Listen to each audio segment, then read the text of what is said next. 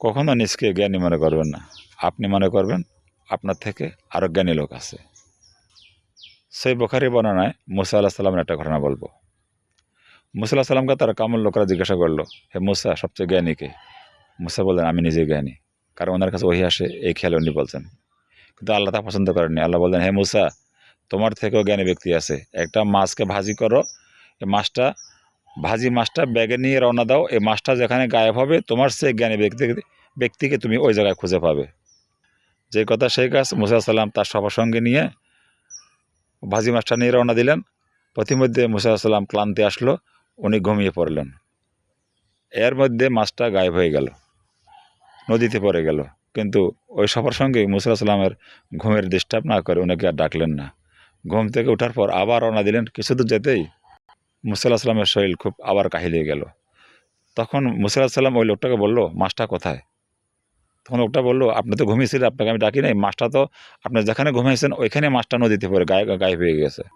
মুসা সাল্লাম আবার ওই জায়গায় আসলেন, দেখলেন যে মাছটাতে নদীতে পড়ছে একটা সুড়ঙ্গের মতো একটা রাস্তা হয়ে রয়েছে। পানিতে কখনো সুড়ঙ্গ হয় না, কিন্তু ওই মাছটাতে পানিতে পড়ছে একটা সুড়ঙ্গ হয়ে রয়েছে পানির ভিতরে। তারপর ওই যে মাছটা যেখানে গায়েব হলো ওইখানে আশেপাশে খুঁজলো, দেখলেন যে নদীর পাড়ে বসে আছে একজন লোক। গিয়ে ওনাকে সালাম দিলেন, বললেন, আমি আপনার সবার সঙ্গে হতে চাই। তিনি হলেন খিজির আলাইহিস সালাম। খিজির আলাইহিস সালাম মুসা সাল্লামকে বললেন, আপনি আমার সবার সঙ্গে হতে পারবেন না। মুসা সাল্লাম বললেন, আমি পারবো। তখন খিজির আলাইহিস সালাম বললেন, তাহলে কোনো প্রশ্ন করতে পারবেন না। তখন রওনা দিলেন, নদীর এই পার থেকে ওই পারে গেলেন এক নৌকায় করে। যাওয়ার পরে ওই মাজিদ মুসা আসলাম থেকে কোনো ভাড়া নিলেন না।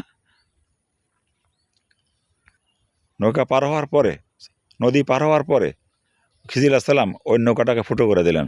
মুসা আসলাম বললেন, এই ফুটো কেন করলেন? খিজির আসসালাম বললেন, কোনো প্রশ্ন করবেন না। তারপর আরেকটু গেলেন, তারপর দেখলেন কিছু যুবক ছেলে খেলাধুলা করতেছে।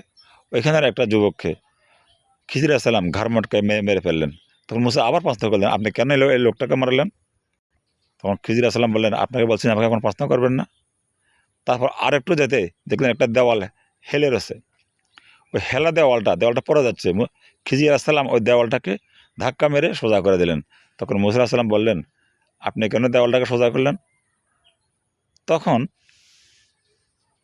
খিজির আল্লাহ সাল্লাম বললেন, আপনি পরপর 3 বার আমাকে প্রশ্ন করছেন, আপনি আমার সঙ্গে হতে পারবেন না।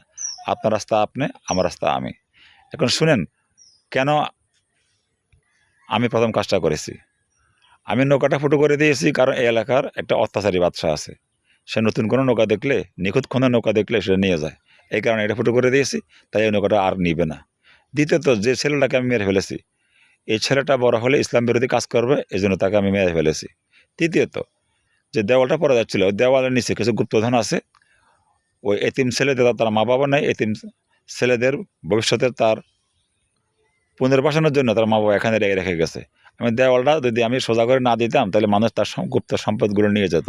এই কারণে আমি দেওয়ালটা সোজা করে দিয়েছি। আপনার সাথে আমার চুক্তি শেষ, আপনি আমার সবার সঙ্গে হতে পারবেন না।